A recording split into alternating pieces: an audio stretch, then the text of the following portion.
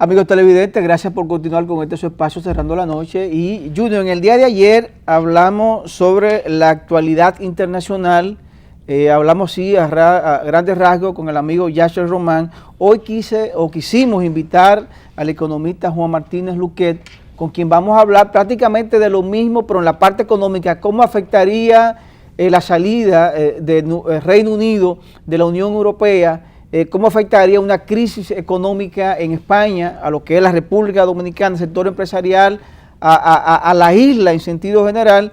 Y la verdad que queremos compartir con el doctor Juan Martínez Luquet cuál es su impresión. Buenas noches, doctor.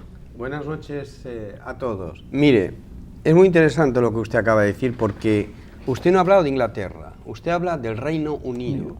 Hay que tener mucho cuidado. El Reino Unido está compuesto de 4 países.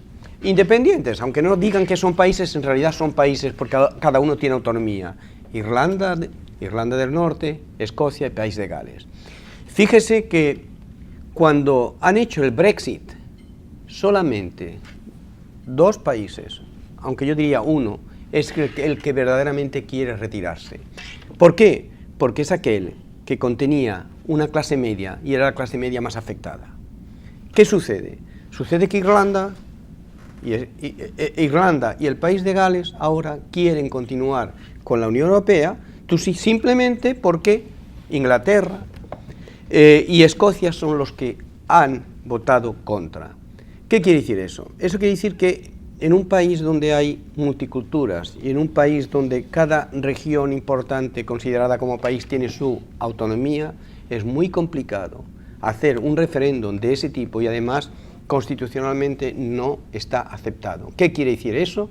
Que hay una oposición terrible, que ahora Irlanda quiere independizarse del Reino Unido y decir, señores, yo quiero continuar en la Comunidad Europea, y es exactamente lo mismo País de Gales. Y además, lo más grave de esta historia, porque verdaderamente nadie esperaba eso, es que, fijaros bien, Londres, la primera ciudad financiera de Europa, la segunda del mundo probablemente, el 78% de los londinenses querían quedarse. Cuando se hicieron las encuestas, la hicieron en Londres, Liverpool, Manchester, y en estas 3 ciudades prácticamente todo el mundo se quería quedar, lo que la gente empezó a considerar que no había ningún problema. Pero cuando se tocó la agricultura, la latifundia, cuando se tocó aquellas zonas que viven prácticamente de la subvención y que tienen productos que no pueden vender porque Europa Europa ha cogido sus territorios de manera técnica y cada uno produce algo y cada uno colabora. Estos que producían patatas, remolachas, una serie de productos agrícolas, solamente han podido vender o pueden vender una parte, porque la otra, desde Bruselas, están controlando qué es lo que se produce. ¿Qué ha sucedido aquí? El gran problema de Europa es que lo que no es normal es que un señor sentado en Bruselas diga a Italia cuántos centímetros tiene que tener el pepino para poderse exportarse. Lo que significa que desde Bruselas, desde una ciudad, desde un despacho, se está de manera agresiva tocando la agricultura de un país y al mismo tiempo manifestando una voluntad que no es la voluntad del pueblo. Eso es lo que ha pasado en Inglaterra. Pero esto no quedará así. Yo no estoy seguro que el Brexit continúe, porque hay muchísima oposición e incluso dicen que el referéndum que hicieron no era un referéndum admitido por la Constitución, porque solamente lo tienen que haber hecho en Inglaterra y no en el Reino Unido. Entonces aquí hay una gran diversificación de ideas, un enorme problema, y a la fecha de ayer hubieron algo así como 750.000 personas que votaron por el Brexit, que públicamente, a través de las redes, han manifestado su desaliento y que en estos momentos están arrepentidos y que quieren continuar, y votaron por salir, pero quieren continuar en la Unión Europea porque se dan cuenta verdaderamente del peligro. Esa es la realidad. Podemos hacer un paréntesis. A mí me llama mucho la atención el hecho. Yo he dicho que no se puede hablar de un referéndum en Reino Unido, sino de una consulta pura y simple, por lo que se ha planteado de que no es vinculante. Es decir, que el Parlamento del Reino Unido no está obligado jurídicamente a acatar esa decisión. Posiblemente, desde el punto de vista político, haya un compromiso y una obligación, posiblemente, pero jurídicamente no. Ante el escenario de que más de 3 millones de personas han estado entonces exigiendo una nueva consulta, cabe la posibilidad remota de que, independientemente de que los conservadores tengan mayor representación, esto, producto del efecto inmediato que está provocando, esa decisión no sea acatada. Vamos a ver, el referéndum está de forma oficial considerado como una consulta pública a nivel país. El referéndum, en el momento que se aprueba en el Parlamento, quiere decir que ya se considera como oficial y que nadie puede oponerse a la decisión final. Lo que sí es cierto es que en última instancia, los 3 países fuera de Inglaterra, los 3 países que constituyen el Reino Unido, pueden considerar que en sus parlamentos regionales podría haber un rechazo. Eso sí. Y evidentemente, si hay rechazo, quiere decir que nos vamos a encontrar ante una situación muy delicada, porque estamos comprometiendo 2 poderes. Uno que es el poder real, que considera que todo le pertenece y que todo es suyo, y otro que es el poder del pueblo, nacionalistas quizás, regionales, a nivel país, porque no se puede decir que Irlanda es una región. Entonces estaríamos confrontando el poder popular soberano con el poder delegado. Perfectamente, mire, usted comprendió perfectamente, y no es eso es la realidad, es lo que está sucediendo. Y lo que está sucediendo es que si nosotros dejamos que el Brexit llegue a punto final, significa que prácticamente Europa está en peligro, porque después del Brexit va a venir el Frexit y va a venir el Nerzit, va a venir Holanda y va a venir Francia, que se encuentran en situaciones más o menos idénticas. ¿Por qué? Porque la población de Francia es en una gran mayoría agrícola y los agricultores están cansados de que gente en Bruselas tomen sus decisiones, y que además de eso los agricultores no quieren tener subvenciones.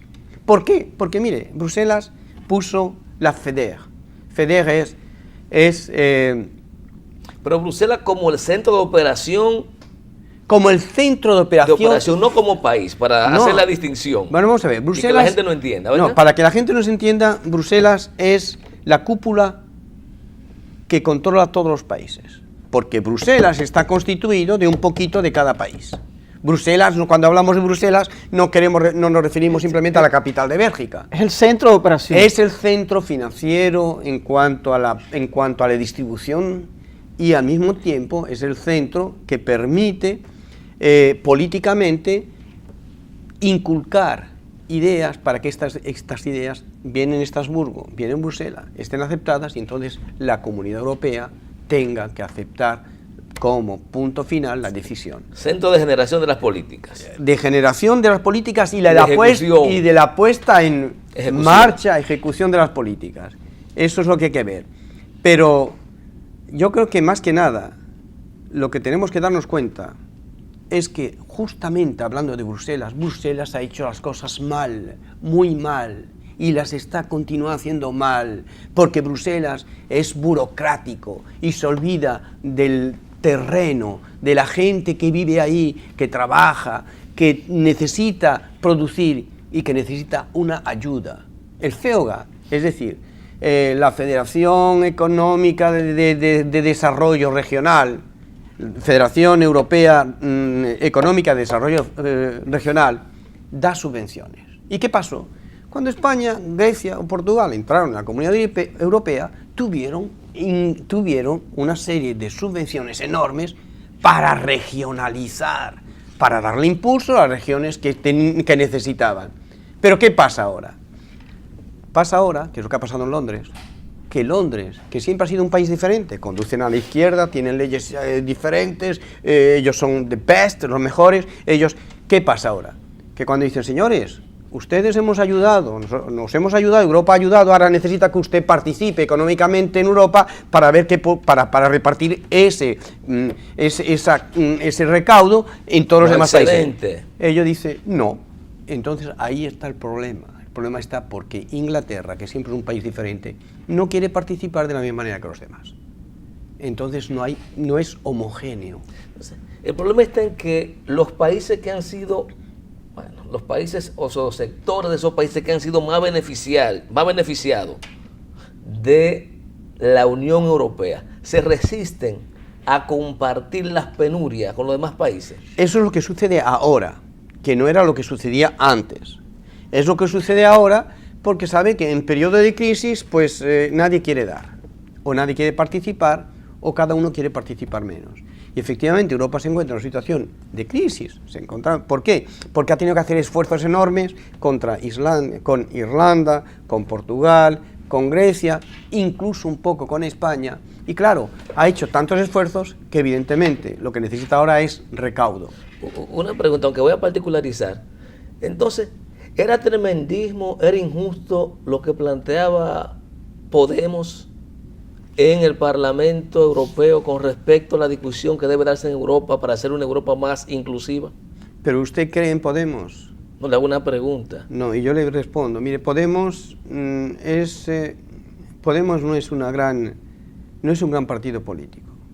Podemos ha tenido una introducción increíble en España, se ha desarrollado muy rápidamente, pero no tiene bases sólidas ni tienen un programa sólido. Ellos son estamos exactamente con el mismo problema de Grecia.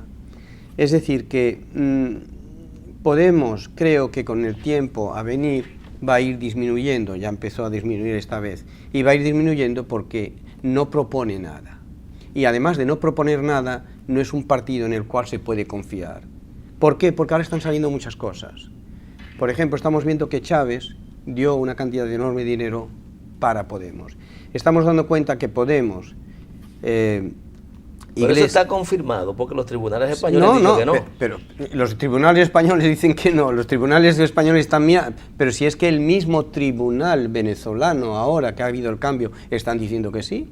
El tribunal venezolano. Sí, es decir... No, lo que ha habido es una situación en la que, en mi óptica, a lo mejor la de usted es diferente, sí. Aprovechando la coyuntura, el escenario político que hay, el presidente de la Asamblea Nacional venezolana, el señor Henry Alou, ha dicho que quiere que las autoridades de España le pidan a Podemos que vaya al Parlamento venezolano a explicar lo de los fondos.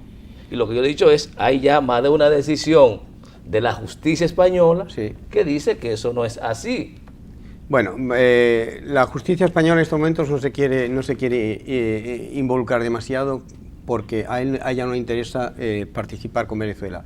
Venezuela están haciendo sus encuestas, están haciendo sus estudios. Proceso. Y el proceso, hasta ahora el proceso es que efectivamente, hasta ahora es que efectivamente hubo una ayuda económica a Podemos. Eso está claro. Pero bueno. Pero eso es ilegal en España. Eso es ilegal en España, claro que sí, pero también es que es totalmente ilegal. Totalmente ilegal. Pero si es ilegal, ¿por qué los tribunales, si está en la constancia, no procedieron? Los tribunales están esperando que Venezuela avance más para poder después llegar hasta el final de la conclusión. Pues cuando un tribunal se desapodera de un asunto allá, ¿no es definitivo?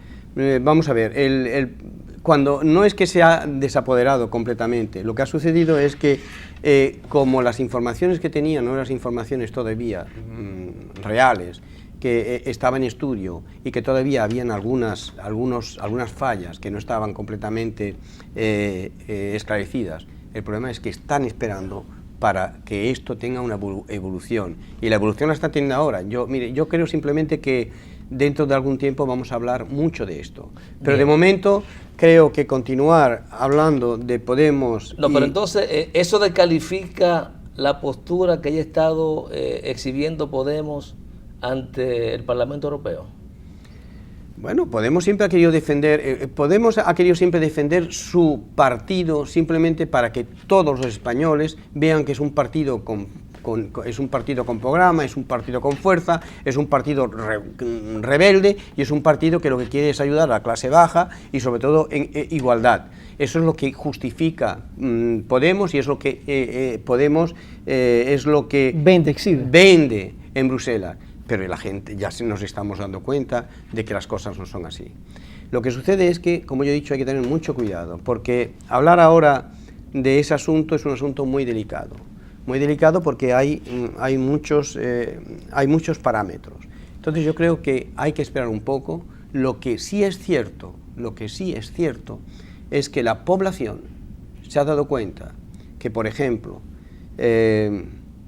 Iglesias ha tenido una serie de recursos que nunca ha declarado en Hacienda, por ejemplo, que la situación de Iglesias no está muy clara, que ha tenido problemas en el interior de su partido, que acaba de formarse, porque ha habido mucha incompetencia en el interior entre ellos. Entonces, eso pone en evidencia que no es un partido muy claro y que no es un partido que no es un partido que la gente piensa que no es el partido que era al principio. Y pasó exactamente lo mismo con Grecia, exactamente igual. Entonces yo creo que la situación en España ahora es una situación interesante, puesto que el PP tiene 137 votos y que seguramente con Ciudadanos y algún partido nacionalista puede formar gobierno, pero lo que hay que ver es qué va a suceder después.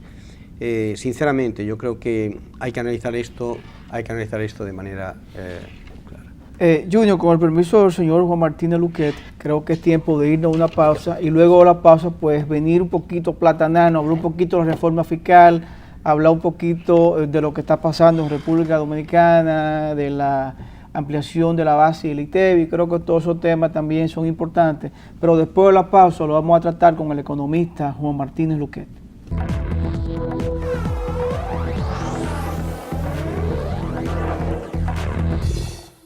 Amigos televidentes, continuamos, aquí estamos de vuelta en su espacio Cerrando la Noche. Conversamos con el doctor Juan Martínez Luquet, economista, nacionalidad español, pero radicado aquí en la República Dominicana. Con él queremos conversar ya en esta parte, Junior y amigos televidentes, con una reforma fiscal que está planteando el gobierno, donde según algunos sectores no se va a tocar lo que es la clase desposeída. Precisamente hoy el empresario Pepín Corripio habla de que no tiene ningún problema en que se le cargue más al sector empresarial, que paguen los impuestos. Y sin embargo otros, como el sector sindical, no quiere que le toquen el ITEVI a los pobres, a los que pagan, al microempresario. Entonces, ¿cuál sería la alternativa para el gobierno, el Estado, buscar más ingresos y poder hacer frente a los compromisos que tiene, la segunda línea del metro, la ampliación de las avenidas, carreteras, más presupuesto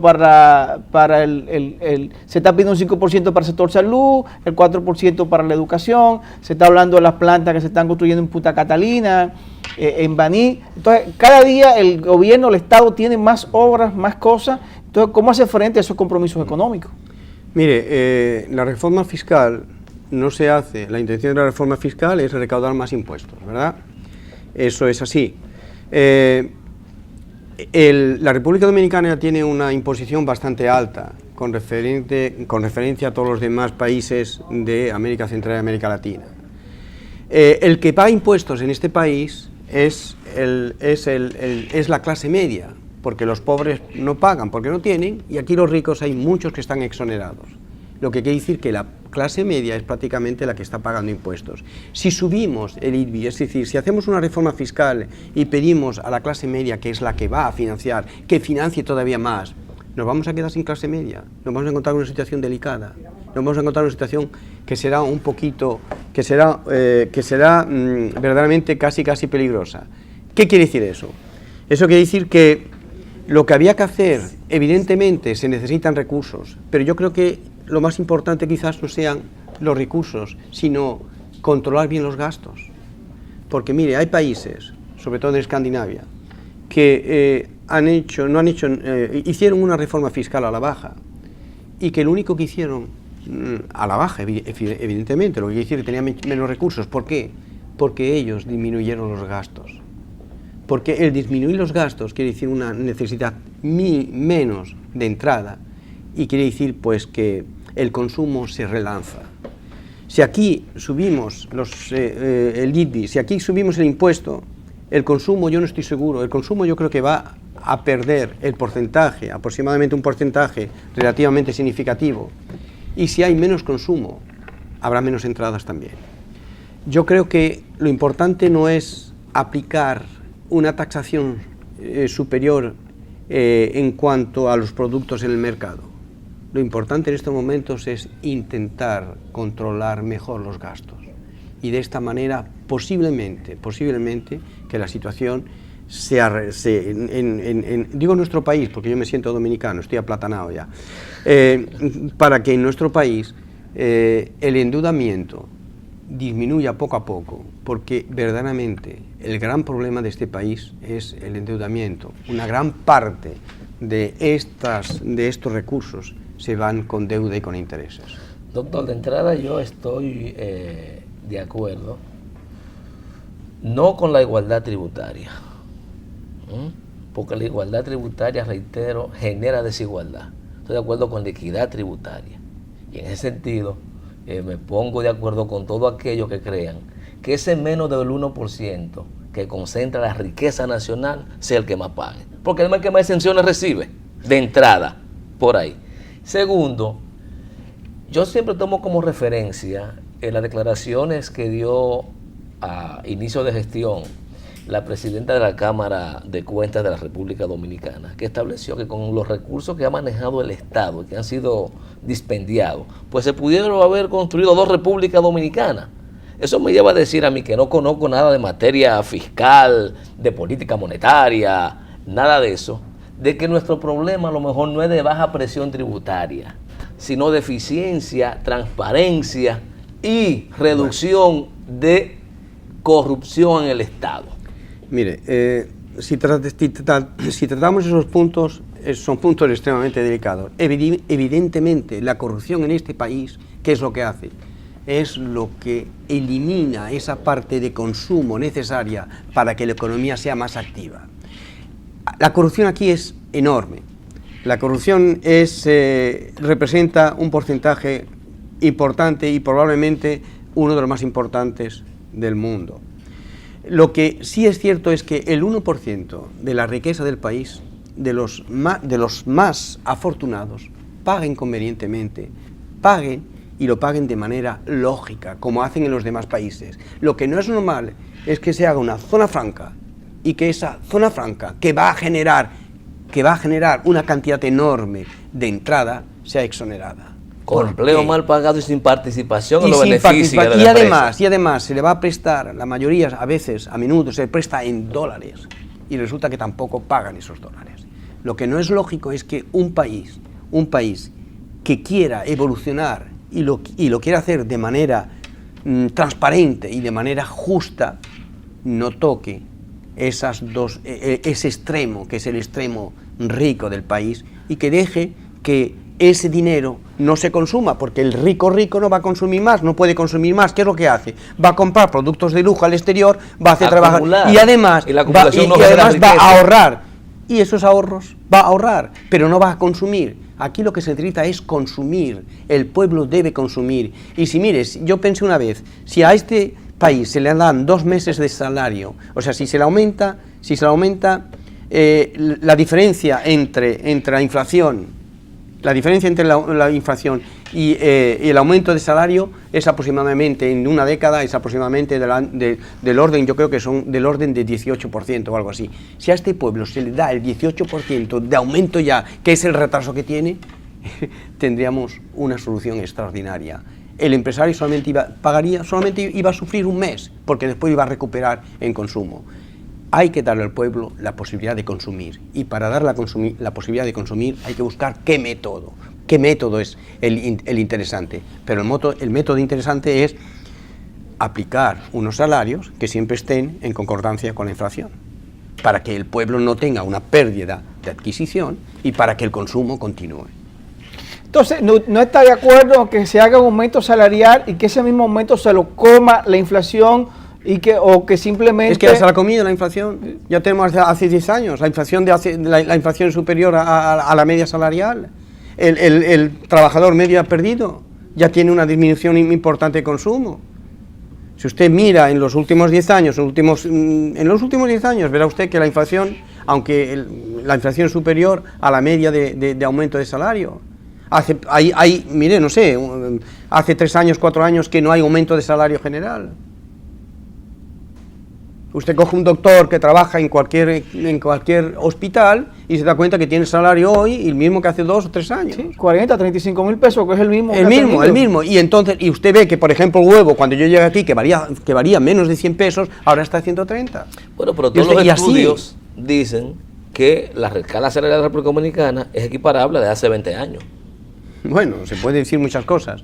Eso habrá que justificarlo. Bueno, sí, lo han justificado. El Banco Interamericano de Desarrollo y otros estudios lo han planteado para ver cómo es que la estructura salarial es tan deprimente en el país. No te vaya a banco, Junior, si te vas a banco, el Banco Central dice que la canasta son 25 mil pesos. Mire, la canasta estaba a 12.000 a 12.000 cuando hace 10 años y ahora está a 20.000. ¿El salario se ha doblado? No. Pero no, vamos a ir a un punto más importante, porque además, ¿sabe usted cuál es el punto importante? El punto importante es que tanto Bolivia como Ecuador, como Perú, la extrema pobreza ha dado un golpe enorme hacia la pobreza y la pobreza a la clase media.